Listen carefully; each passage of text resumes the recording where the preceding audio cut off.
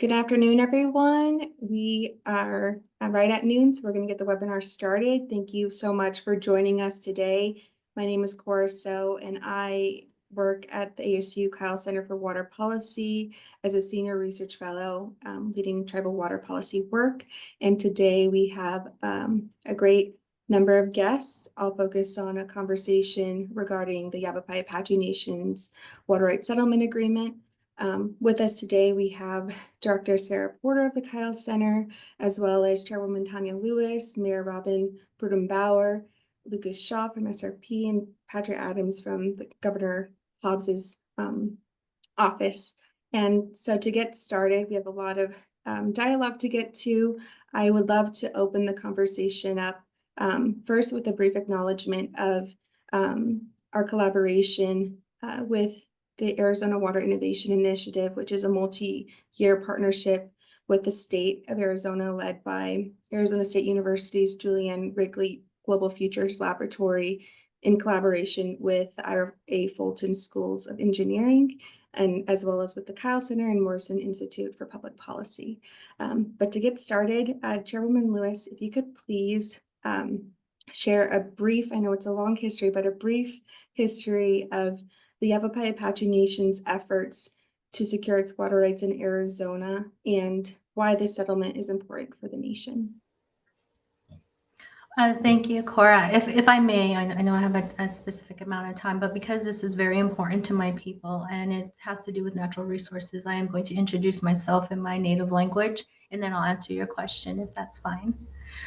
Dagode shi Tanya Lewis Hotse Yavapai Apache Nation Nantan in de Enshle Dilje Ehati Standing Walnut and Sling Shima Etho Lewis Hotse Ne Shita Lyman Lewis Hotse Ne. I have two children, Verde Valley Shikea Ahia. Good afternoon, everyone. Thank you for joining us. My name is Tanya Lewis. I'm the chairwoman of the Yavapai-Apache Nation. I am the Standing Walnut Clan, which is deep-rooted here in the Verde Valley. As Native people, we follow our mother's side of the family, which I have acknowledged. Both my parents have passed, and it is an honor to be here. To answer the question that you provided, Cora, thank you for the question. This has been a lifelong journey for the Yavapai-Apache Nation. When we go on learn about the history of the Yavapai-Apache Nation, water is very important to us. Water provides life to us. It instills everything that provides what we need as human beings in the area. The nation, we have always sought to secure our water rights. In 2008, we received an internal team to begin negotiation of the settlement. 2011, the nation, the state of Arizona, and SRP, we agreed to compromise water budget for settlement. So we've gone back and forth. So even prior to that, we started negotiations. The start date was 1972. So we've been working on this for a very long time. In 2023, we agreed to build the settlement around importing water from C.C. Cragen Dam and Reservoir to help fill the achievement and comprehensive settlement with all of the parties involved. All parties meaning SRP, the state, ADWR, CAP, our local communities, meaning the town of Clarkdale, the town of city of Cottonwood, the town of Camp Verde. We've also worked with Yavapai County. We've worked with the city of Prescott. I mean, everyone in Yavapai County. We're all partners in this, and we're doing this together. So what we did is we worked together and we said, let's do this together. Let's sit in a room. Let's agree. Let's get this done for the betterment and health of the Verde River. The Verde River feeds all of us, and it also helps us downstream as well as metropolitan area. And there's wild and scenic along the river that we need to protect. As Native people, we look to protect natural resources, the land and the water, and be good stewards to them. So we, in June of 2024, last year, our tribal council, we actually came together and we unanimously agreed to the water settlement that we put together. We finally had something in place. We had agreements with our neighboring communities, which they too took to their councils, which I'm happy to say, with the exception of one city, simply because there's been some changeover, and we respect that. And so there's just been leadership change, and we respect that and give them the time. And it's been wonderful to be able to sit in board meetings, to sit in their council meetings, to sit there and say, we have a common ground of the Verde River, and we want to protect it to continue for not only the Verde Valley, Yavapai County, but the great state to continue to thrive. We want to protect those efforts. And it gives me great pleasure to be with the panel that's here, and also for all those that we've worked with. That is our common ground. We want to protect the Verde River. We want to continue to see the water flowing because we know that this is our last free flowing river in the state of Arizona. So it is very important that we get this settled because, and it's important during our negotiations, all of us that sat in the room, a new water supply must be provided to the Verde Valley. There's no way around this. And all of us have agreed to that. We sat in a room, as I said, we go back and forth, and that is one thing we agreed upon. And we've had letters of support, as I shared, with our neighboring communities, and it's been wonderful because in this effort, it takes all of us. It takes all of us to work together, and it takes all of us to come to agreement as negotiations are. Their give and take is given, in which we have, and we've done it in good faith that we've done it across the board. So with that, by doing that, we protect the groundwater, we protect the aquifers, and we are very conscious of what we do. And it's just a great pride to be able to say, yes, we're doing this together. And also the main thing is the in-stream flow. We need to make sure that it continues to thrive the rest for all as long as we can, because it's very important. As I said, it's not just here, and for us, water is not a possession. It does not belong to me. It belongs to everybody. It is a source for us all. And on a cultural aspect, it provides for our ceremony, it provides for our young women, it provides our medicines, it provides everything that we need that grows along the river. And as long as the river flows, we will continue to thrive, not only for the Yavapai-Apache, not only for our neighboring communities, but for the great state of Arizona. And we work very hard and diligently to continue to do that. So we really focus on those areas. We also have more information if additional specific information is required. You can always go on our website. But the main thing too, with getting our water settlement done, it provides the Yavapai-Apache Nation a homeland for the rest of our lives. And that is exactly what we need. And to ensure that we have the water we need, because once this is completed, this is for us for the rest of our lives. Thank you. Thank you so much. That was very powerful, and I totally understand the importance of that cultural connection coming from my own upbringing on the Navajo reservation. So I really appreciate all of the thought and care that has gone into crafting this settlement. And speaking of collaboration and partnership, Mayor Pudenbauer, could you please share the role of the town of Clarkdale in the settlement negotiations and why it was important for the town to be involved? Well, thank you for having me on this webinar today. I'm Robin Prudhomme-Bauer, Mayor of the town of Clarkdale. And it's great to be with such a wonderful group of people in this partnership.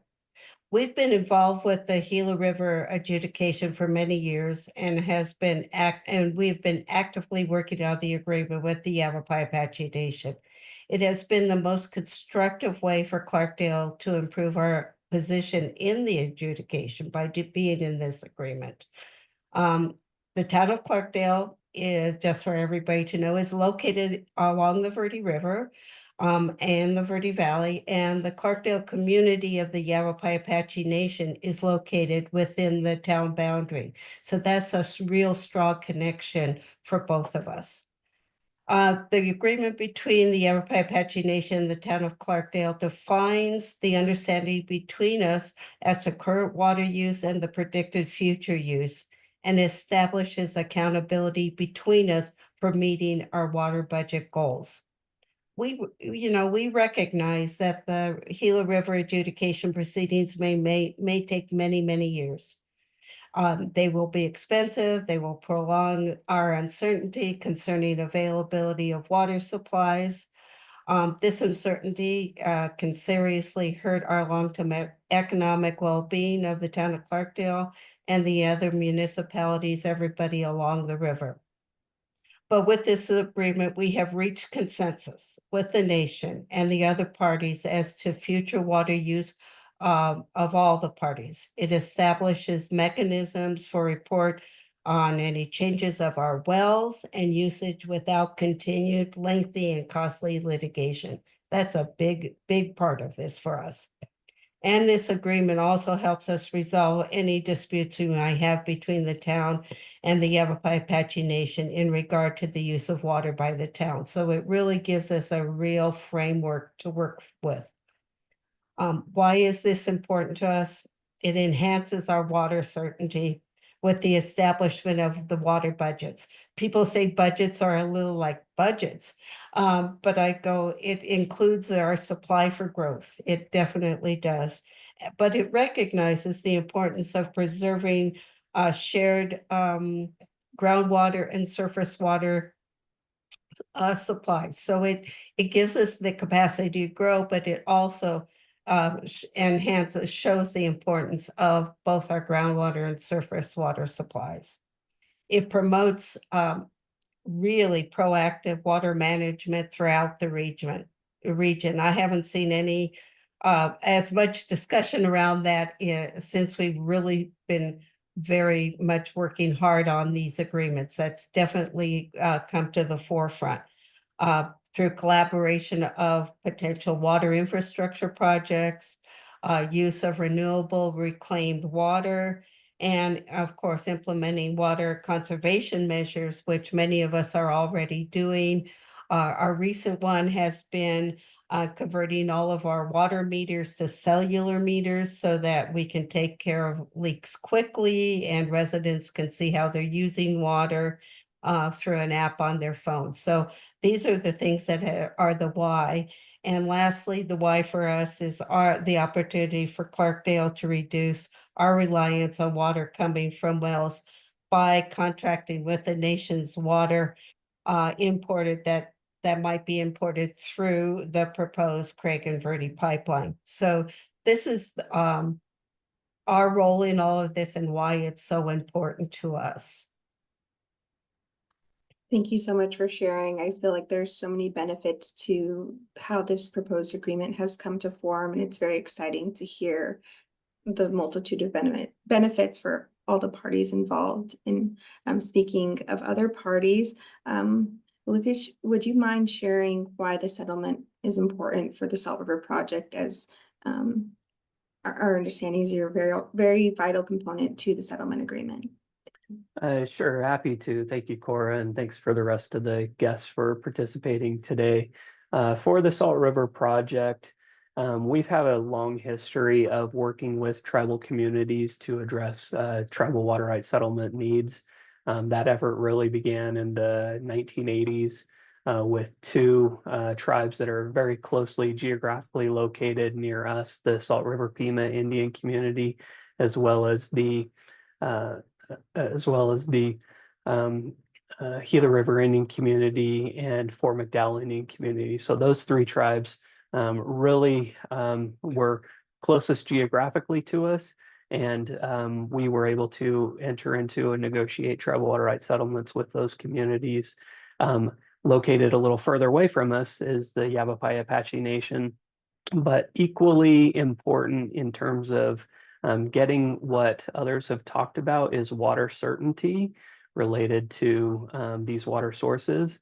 The Verde River is incredibly important to the Salt River project. It provides about 40% of the surface water resources to SRP and our customers. And so the protecting the Verde River is critical to what SRP it was asking for as part of the settlement discussions. We've been able to do something that is a hallmark in all of water rights settlements, which is really to grow the pie. So growing the pie means finding a water supply and a source that is available to tribal communities that will provide a renewable water supply for the future. For this settlement, as Chairwoman Lewis explained, that is C.C. Cragen Reservoir. It's a reservoir that SRP acquired as part of the Gila River Indian Community Water Rights Settlement, the Arizona Water Settlements Act of 2004. And SRP has decided to make a portion of the water available in that reservoir, make it available for this settlement.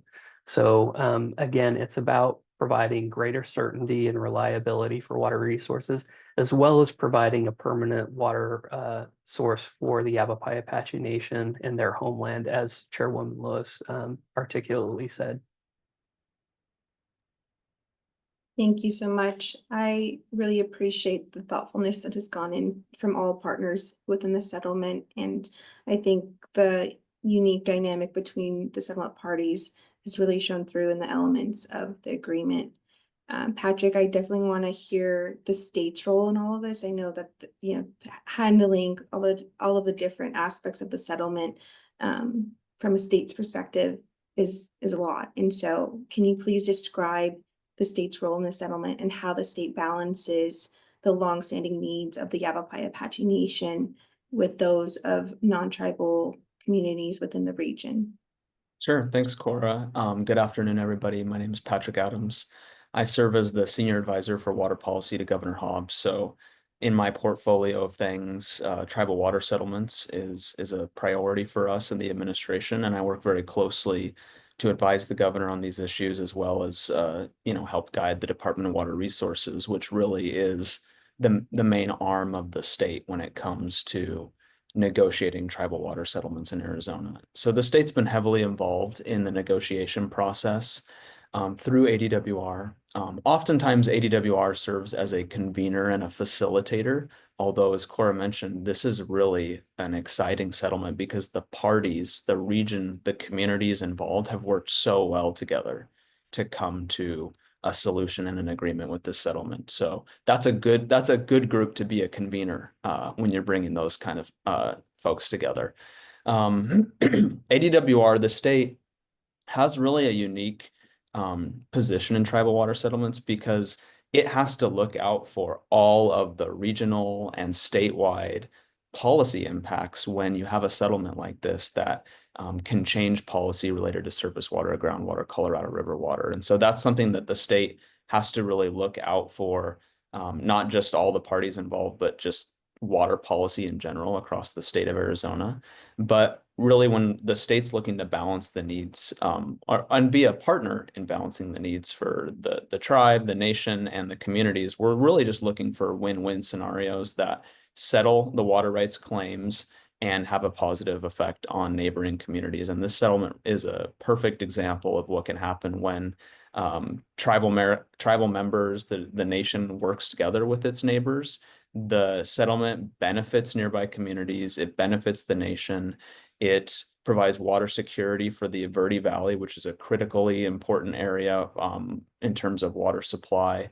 And it's really a great example of a win-win. And so that was really what DWR's role was. I want to also talk about the role of the administration in this as well. So, and Chairwoman Lewis can correct me if I get any of these details wrong, but the state of Arizona and Governor Hobbs is really interested in being a partner and a collaborator in tribal water settlements and less of an adversary across the negotiating table. And that's really the mindset that we take when we and ADWR come to the table to negotiate these settlements. One important policy related to this is the state's former lands into trust policy. So in the late 1800s, the Yavapai-Apache Nation was relegated to what at the time in the 1870s was called the Camp Verde Reservation, about 900 square miles in the area.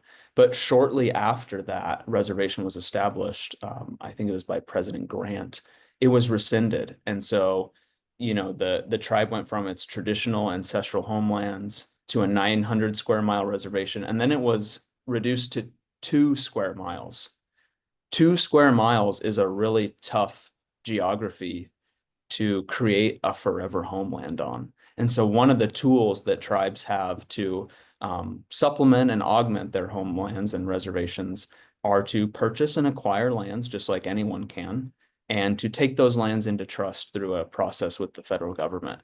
But historically, the state of Arizona had a policy that said you can't take lands into trust administratively with the Department of Interior if you want to settle your water rights. And that was a really harsh toll to exact, right? To really put a roadblock in front of tribal land expansion as a condition of settling water rights. That's a really bitter pill for many tribes to swallow, and particularly the nation, right, with its history of having its reservation shrunk dramatically to less than 3 square miles. So that was one of the first things that at Governor Hobbs' direction we did, was we removed that historical prohibition on taking lands into trust policy as a condition of settlement. And that was something that we thought was a helpful addition to the negotiations and to keep things moving forward and build on the momentum that the parties had created with their collaborative discussions. Thank you for touching upon that, Patrick. I think it's super important context in regard to discussing Indian water rights settlement, and something that I come across often in the work that I do is not only explaining Western water law, prior appropriation law, but adding that layer of Indian law in the context of state, tribal, federal relations, especially within the state of Arizona. It's so important to understand that land connection to the water, and this idea of a permanent homeland within the boundaries or of our ancestral homelands here within the Southwest. And I definitely want to pivot a little bit to Chairwoman Lewis, if you want to respond to some of those comments and elaborate. I know that's such an important topic, especially for the nation in Central Arizona.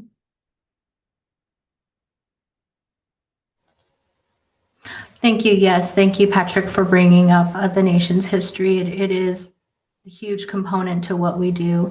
And just as Patrick said, we were forced removed from our homeland. We are survivors of prisoners of war. We were forced removed by the federal government. We were moved over 200 miles southeast from our homeland, which is the San Carlos, is where we were. And then in 1900, we were finally allowed to come home. And when you come home to absolutely nothing and have to, I'll just use the word beg for land, and we finally get it, and you get a pinpoint of land, and to have to reestablish yourself, but really it's not reestablishing because this is our home. So when we got the phone call from the governor's office, I remember I'll always remember that day. I was with the tribal council in a work session. I got a phone call from the governor's office. And I would tell you, I got very emotional. I get emotional about a lot of things, but it was very refreshing. It felt very good that the state was willing to do that for the Yavapai-Apache Nation, because for so many years, we would not agree to that because of our history, because of our land base. We were not able to grow. And as Native people, we will continue to grow. We will always grow. Our families do that consistently, as any population does. And to be able to not only thrive within our culture and who we are, but also to thrive economically. That we also can be a participant in that, and we can also be able to join our neighboring communities in the success of as the economy continues to grow. So that will always be a wonderful memory that we have with the Yavapai-Apache Nation. And I can never thank Governor Hobbs enough. Every time I see her, I love her leadership. She's a wonderful woman, and she's very genuine. And I always appreciate everything she does to work specifically with tribal nations within the state of Arizona. So thank you, Cora, for allowing me to respond to those. Thank you. I feel like it's such a pivotal part of this settlement and the nation's history. So thank you for sharing. And I think, hearkening to some of the comments made about collaboration and partnership and forming this version of the proposed settlement agreement, the sustainability of the Verde River seems to be, and it seems to have been an objective of the settlement from all parties. I think we've heard elements of that within some of the remarks you've all shared thus far. And I definitely want to ask this question of the whole panel of how this settlement helps ensure that the Verde River will continue to flow within the region. And feel free, anyone. Well, I think by really obtaining in-stream flow rights and protecting base flow, and our flood flows, that's the basis. That gives us the basis to work on everything that we've had accomplished. Is that if without that, I think it would be a much more difficult discussion. And thanks, Mayor. I'll add that, you know, one of the hallmarks of this settlement is that the source for the majority of the water in the water budget is not from the Verde River. It is from another reservoir located off of the Verde watershed. And really the pipeline infrastructure that's part of this settlement brings that water to the Verde Valley. And so when you don't have a settlement that's based on water from the river, you protect the river, and you also don't have a settlement that's based on pumping that impacts the flow of the river. So that combination of our hallmarks of this settlement and really allow us to protect the Verde River. And as was mentioned previously, those in-stream flow aspects of it that the tribe really articulated in the settlements as being very important to them. That is demonstrated throughout this settlement as well.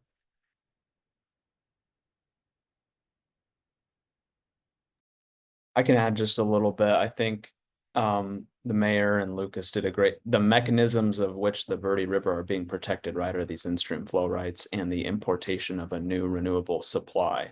So those are how we are achieving that outcome for a more resilient Verde River. But the reason why we're doing it is because that river is a lifeline. It's a lifeline for the tribe. It's a lifeline for the Verde Valley, which is a growing area. And it's stressed because pumping in that area as as a result of that growth impacts the river. It's also a lifeline for the valley, right? The connectivity of Arizona through these water supplies is remarkable. And so that river is a direct line between the Verde Valley and the Phoenix metropolitan area. And so it's such an important water resource. And so that's why the settlement is based around a very strong flowing Verde River, and it's achieved through the rights that are established, keeping folks out of court through this settlement, and really that amazing opportunity for an importation of a new renewable supply. And I just wanted to add, I think it's really spurred us to have hard discussions, to begin real discussions collaboratively around renewable reclaimed water options, which can be very expensive, should be looked at regionally, so that the amount of discussion around how we use our water has been definitely highlighted through this settlement and all the parts to it. So the protection of the river, it's all a part of our heart, and why we live here, and we want to see it sustained for generations to come. So just the kind of discussions we're having have really come from this real concerted effort to get these settlements completed and continue the discussion where it needs to be. Thank you for adding that. I think it's so important to have that collective objective, and I've seen different settlements that don't start from that place. And so to have various parties with different interests come in and all agree that that's an important cornerstone of this agreement is very exciting to me as an Arizonan. And I think sometimes we look at water policy and you can clearly see different interests. And so to have the heart of the river sustained for the next generation is very important to me, and I think important to a lot of Arizonans, and I'm sure they're happy to hear that that was something that was very significant for all parties. One of the aspects of the settlement that I wanted to touch upon was the settlement projects that were agreed to. And I wanted to ask you all what led to the selection of the water infrastructure projects that are highlighted in the agreement, and also how do these address both the nation's needs and the broader water management issues or challenges within the region?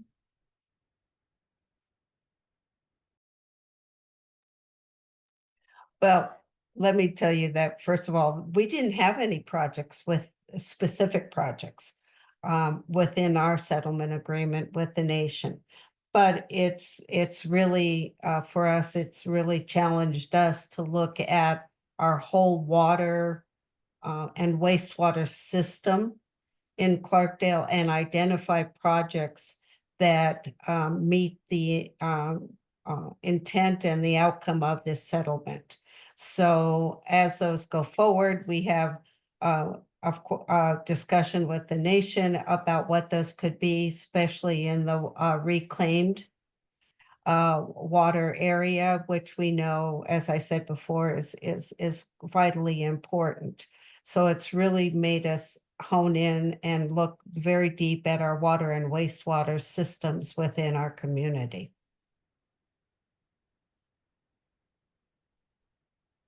Cora, you asked about what led to the selection of the infrastructure project. I think one of the things that was really important during the settlement negotiations was we were challenged as settlement parties by the United States and the Secretary of Interior's Indian Water Rights Office to get together and go through a process called value planning study. And we did a value planning study and we looked at all sorts of alternative infrastructure options to bring water to the Yavapai-Apache Nation areas.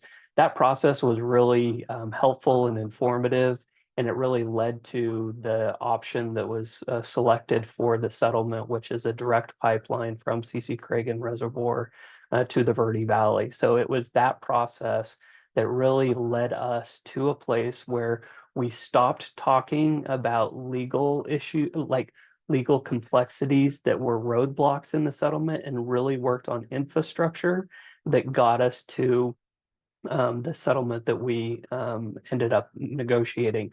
I think that was a key breakthrough in the discussions and really opened the door for what ended up happening.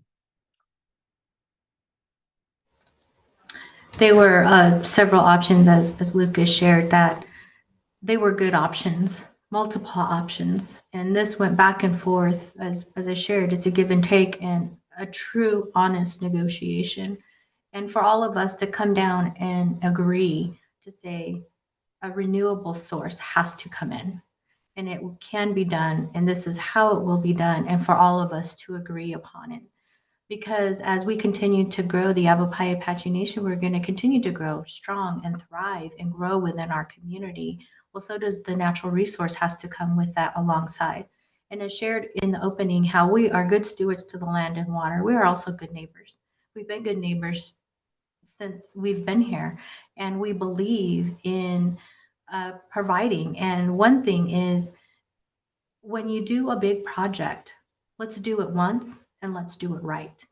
And let's do it for everybody, because it takes all of us. As I continue to share that, I believe in relationships, I believe in growth, and I believe in us doing this together, because it does take us all. It took us all to come to an agreement and sign a paper and have our councils, have our boards, and have us say, yes, we'll do this. Yes, we support you. Yes, this is responsible. Yes, this is the right thing to do.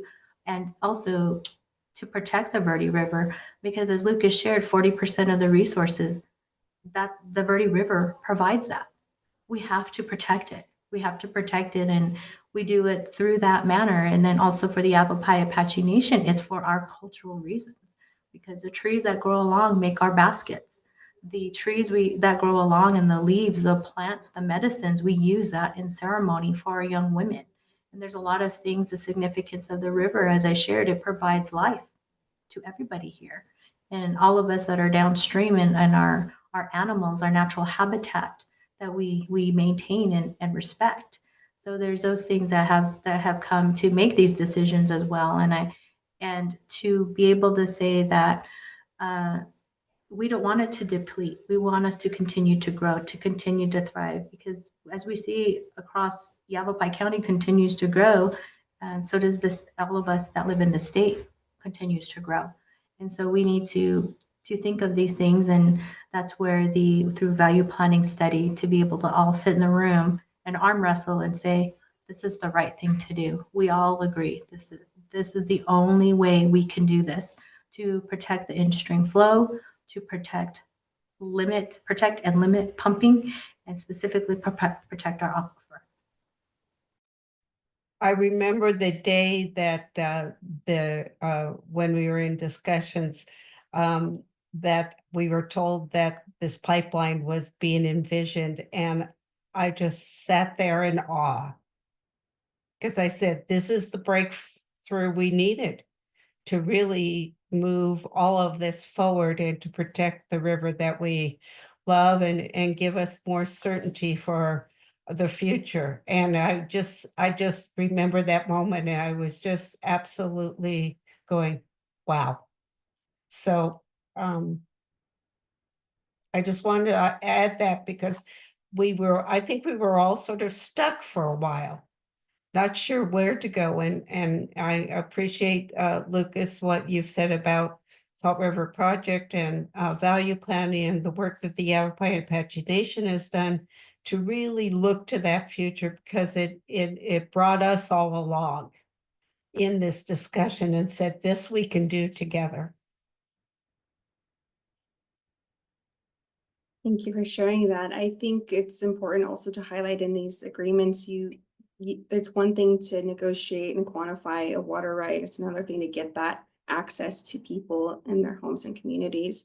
So it's really cool to see how these projects come to life and hear how you all negotiated and thought through the different infrastructure projects. I know that one thing I'm excited about is clean drinking water access and the ability for growth.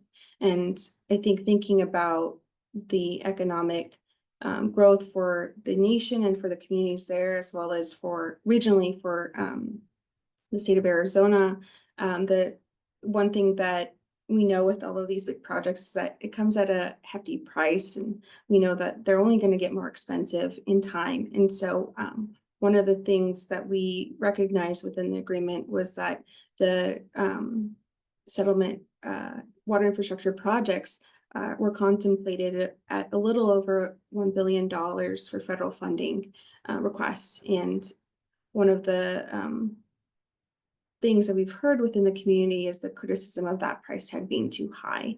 And so I was wondering if you could respond to some of that criticism and elaborate on why that may be misleading, or why it was contemplated at that certain price, or maybe, potential for more. I leave it all to you.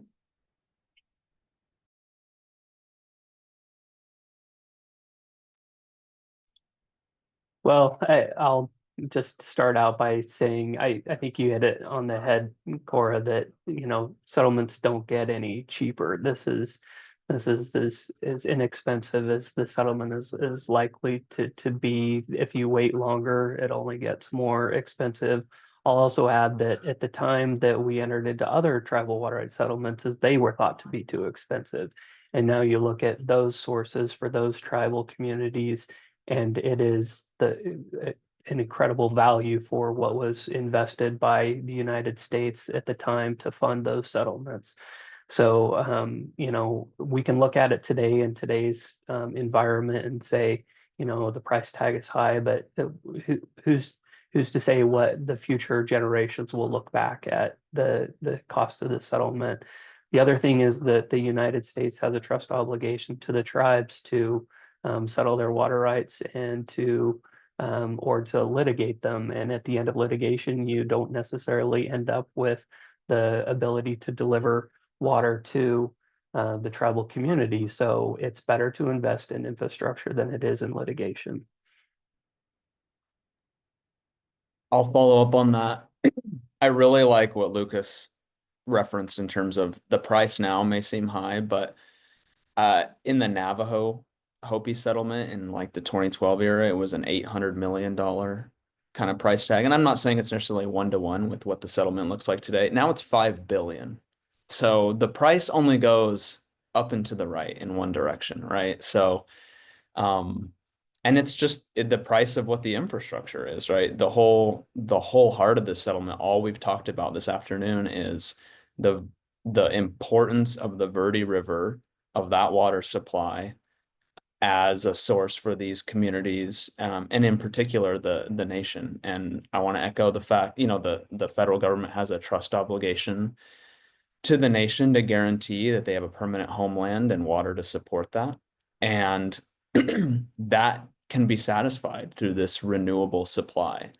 If it's based on groundwater pumping, that's not going to meet that need. That groundwater is a finite resource. It'll drain the river. It won't be a sustainable supply. So it's really, this is the price for what it takes to do this right, which is to bring in a new renewable water supply. And either we spend the money now and the cost is what it is, and the nation is guaranteed security and trust obligations are met, and we have all these co-benefits from surrounding communities, or we spend the money later when the Verde River is more threatened and more impacted. And so that's really why it's so exciting that we've had such great collaboration and the willingness to move forward from all the parties on a project of this scale and this impact.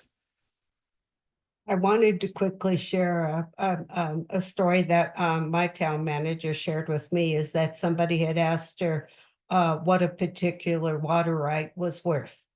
And the answer that she gave them, that what it is worth to you for your community to have water. What is the worth to you for your community to have water? The bottom line is that without water, there is no life. Without additional water supplies, our communities will not be able to grow and prosper. So it's worth a lot to us. It's worth this $1 billion. Thank you for sharing that. I definitely recognize all of those sentiments, and I think one thing that I heard throughout this conversation is, you do the right thing the first time, and everybody is very well equipped and smart and thoughtful in these conversations, and to come up with these collective projects that not only help the future generation in the water management, but also is right for the communities is so important, I think, when we talk about water infrastructure projects. So really appreciate that dialogue. I know we're coming up to the last quarter of the hour, and we definitely want to include audience participation. So I want to shift over to Sarah to help us with some of the questions that have been coming in. Thank you for such a good discussion, very interesting. We have some good questions that have rolled in. Let me start with a question about the approximately 60% of residences living in rural areas on private wells. How does this settlement affect people in the Verde Valley who rely on a private well?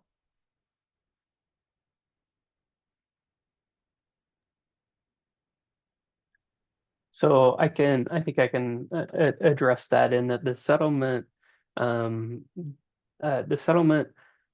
allows for the continued use of private wells without challenge from the nation. So that's kind of a hallmark of this settlement as it relates to the use of private wells by that. So just wanted to indicate that as to those private wells, there's no challenge to them as part of the settlement and what that was negotiated.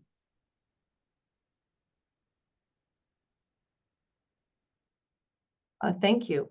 There are a couple of different questions about the congressional approval related to the settlement agreement's finalization. One question is related to where it stands in Congress, really asking about the new administration and new Congress. And the other is really simply, where does it stand?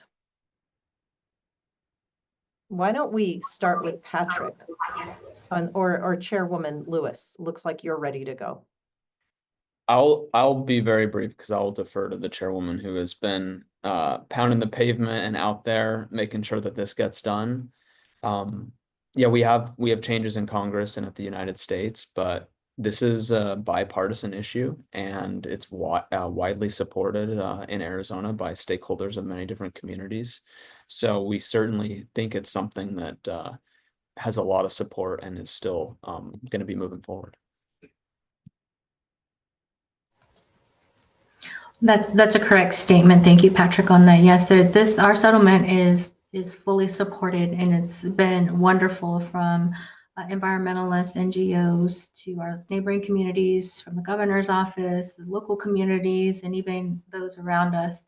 And when we had introduced a House bill, we introduced a Senate bill. However, as Patrick shared, that because there has been a change in the administration, there has been change in Congress, we have to reintroduce the bills.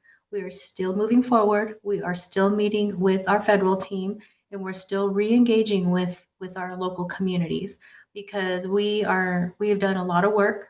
This is something we believe in, and as I shared before, it's the common ground of protecting the Verde River. We're all on the same page. We all agree in the infrastructure that is required and needed to continue to provide sustainability, to provide what it needs for everyone that is affected through the Verde River, and that we will continue to work on that. I have meetings set up. I'm in Washington, D.C. almost every month.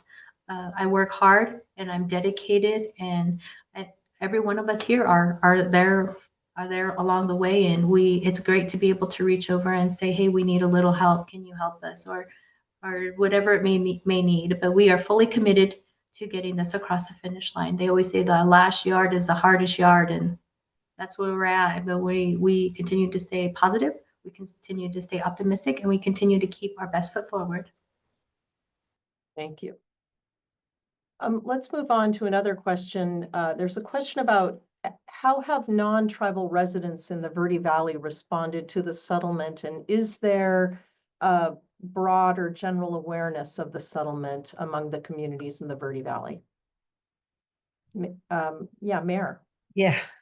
I think as the settlement agreements have been publicized and brought out to the public, there is generally positive positive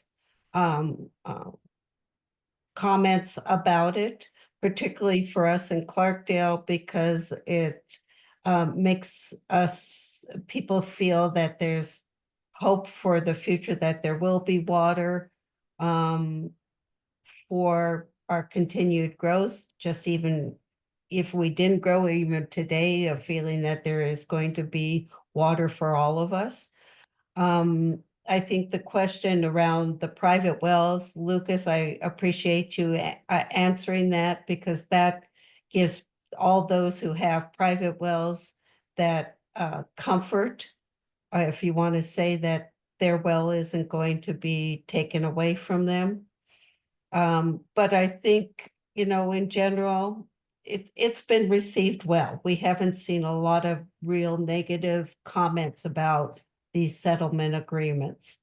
The future, as I said, it's spurred a lot of discussion, which I think we hadn't had really seriously for a number of years. It's been, talked about water, but now we're really talking seriously about the things that we can do to meet the terms of our agreements and really preserve the Verde River for the long term. Thank you.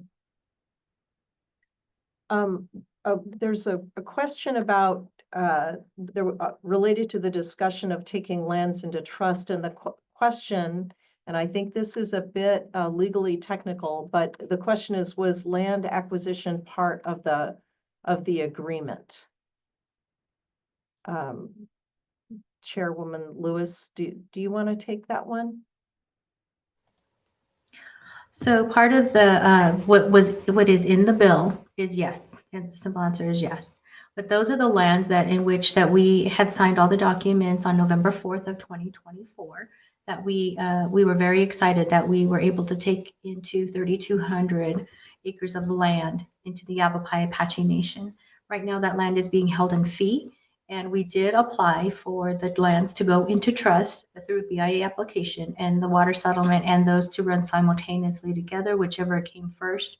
That's how we would address the lands into trust. We still have the active BIA application, and they do have that. So River Indian Affairs does have our application to move those lands into trust. So regardless, the 32 acres, the overall goal is to get that land into trust, whether it through be the administrative process through BIA or through this water settlement.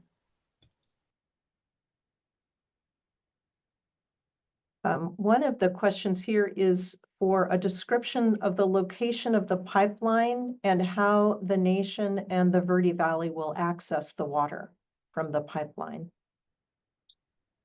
I can attempt to answer that question. So CC Cregan Reservoir is generally located north and a little west of Payson.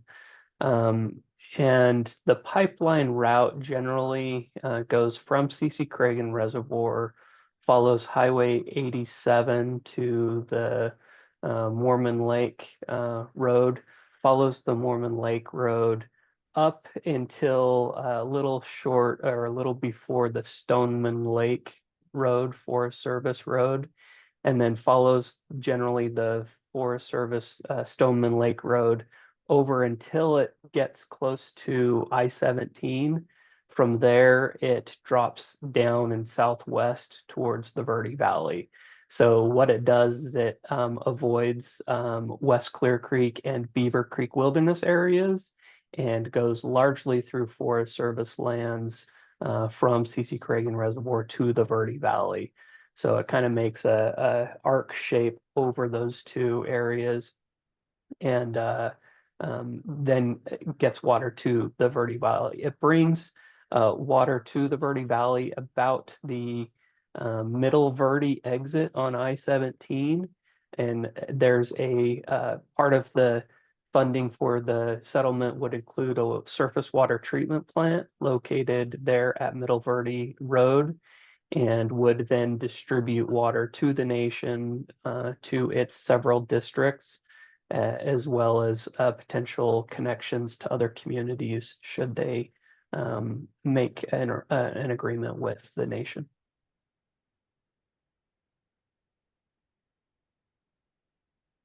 All right, now we have a question that I hope everyone will pitch in on, and that is, what lessons can be learned from this settlement, either the process or the ultimate agreement that can help move ongoing or future water settlements forward?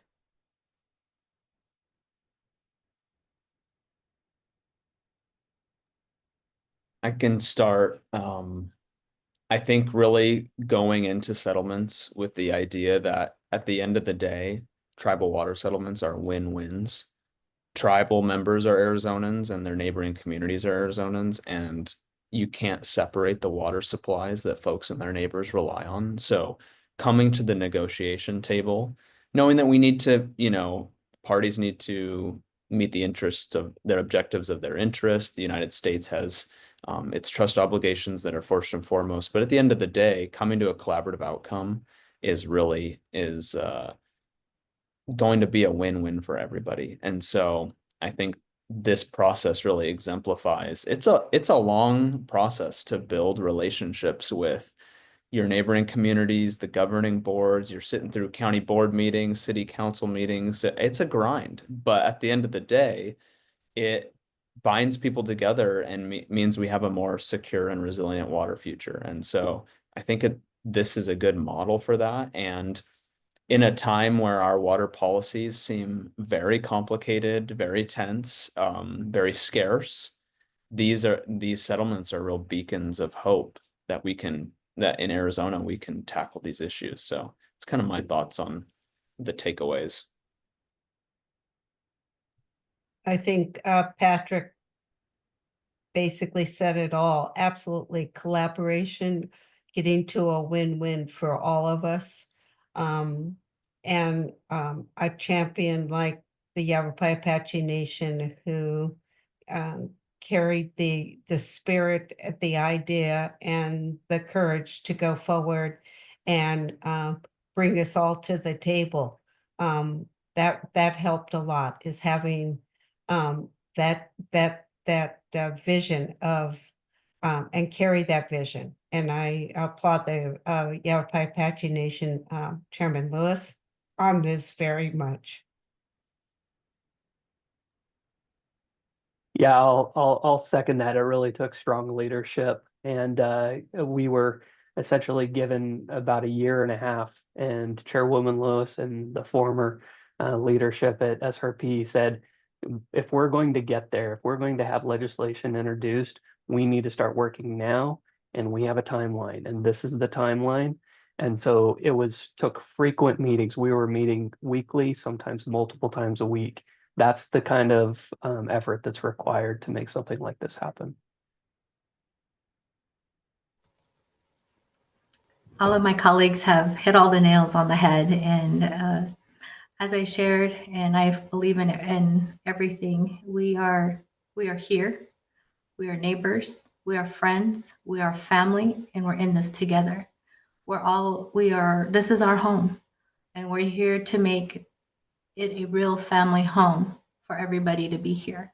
And to be able to build those relationships, it does take time, but you also your leadership has to be strong. Your leadership has to be able to do a true negotiation. It does take give and take.